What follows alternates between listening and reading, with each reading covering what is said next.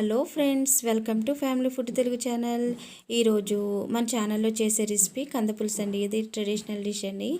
కార్తీక మాసంలో కూడా ఈ కంద పులుసుని చేసుకుంటారు. అది బచ్చలాకుతోటి ఉల్లిపాయ లేకుండా చేసుకోవచ్చు. నేను ఉల్లిపాయ వేసి చేశాను ఈ పులుసుని. ఇది ఏ విధంగా చేసుకోవాలో చూసేద్దాం.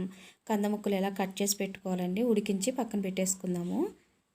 ఇప్పుడు చింతపండు కూడా నిమ్మకాయ సైజ్ అంత చింతపండు తీసుకుని నీళ్ళు పోసుకుని వచ్చిన పై వాటర్ అంతా ఒక్కసారి వలబోసేసి మళ్ళీ నీళ్ళు పోసుకుని చింతపండు రసం తీసుకుని మనం పక్కన పెట్టేసుకుందాం. నీళ్ళు పోసుకుని చింతపండు రసం తీసుకుని పక్కన పెట్టేసుకుందాం. ఇప్పుడు స్టవ్ అంటించుకుని బాండీ పెట్టి బాండీ బాగా హీట్ అయిన తర్వాత ఇందులో 2 టేబుల్ స్పూన్ వరకు నూనె వేసుకోవాలి. నూనె బాగా వేగిన తర్వాత ఇందులో పోపుకి ఆవాలు జీలకర్ర వేసుకోవాలి.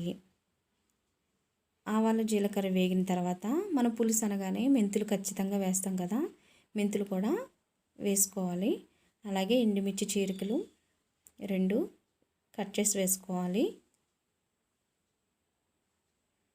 కరివేపాకు వేసుకోవాలి. పోపు బాగా వేగింది కదా, ఇందులో ఉల్లిపాయలు ఇలా కట్ చేసి వేసుకోవాలి. బాగా చిన్నగాను కాకుండా పెద్దగాను కాకుండా ఇలా మీడియం సైజుగా కట్ చేసుకుని వేసుకోవాలి. అలాగే పచ్చిమిర్చి కూడా ఒక 5-6 చీరికలు కట్ చేసి వేసుకోవాలి. ఇప్పుడు ఇదంతా కూడా ఉల్లిపాయలు బాగా మగ్గాలండి. ఉల్లిపాయలు మగ్గితేనే మనకి ఏ పులుసుకైనా కూరకైనా టేస్ట్ బాగుంటుంది. ఉల్లిపాయలు బాగా మగ్గేంత వరకు ఒకసారి కలుపుతూ ఉండాలి. ఇలా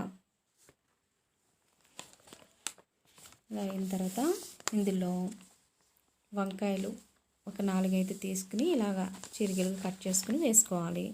వంకాయలు కూడా మనం వేసిన వెంటనే మగ్గిపోతాయండి. ఒక్కసారి మూత పెట్టి వంకాయలు మగ్గే విధంగా ఉడికించుకోవాలి. చూడండి, వంకాయలు కూడా మగ్గిపోయినాయి కదా, కలర్ చేంజ్ అయింది. ఇప్పుడు ఇందులో ఉడకబెట్టినటువంటి కంద ముక్కలు కూడా వేసుకోవాలి. వేసుకుని నూనెలో కూడా ఈ కంద ఒక్కసారి మగ్గనివ్వాలి. ఈ విధంగా కలుపుకోవాలి. ఇప్పుడు ఇలా కలిపిన తర్వాత ఇందులో పసుపు వేసుకోవాలి.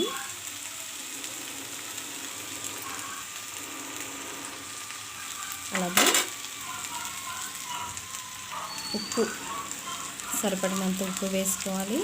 అలాగే కారం కూడా సరిపడినంత కారం వేసుకోవాలి.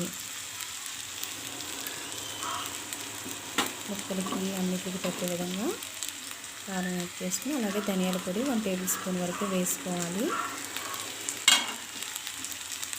అలాగే బెల్లం చిన్ని ముక్క వేసుకోవాలి.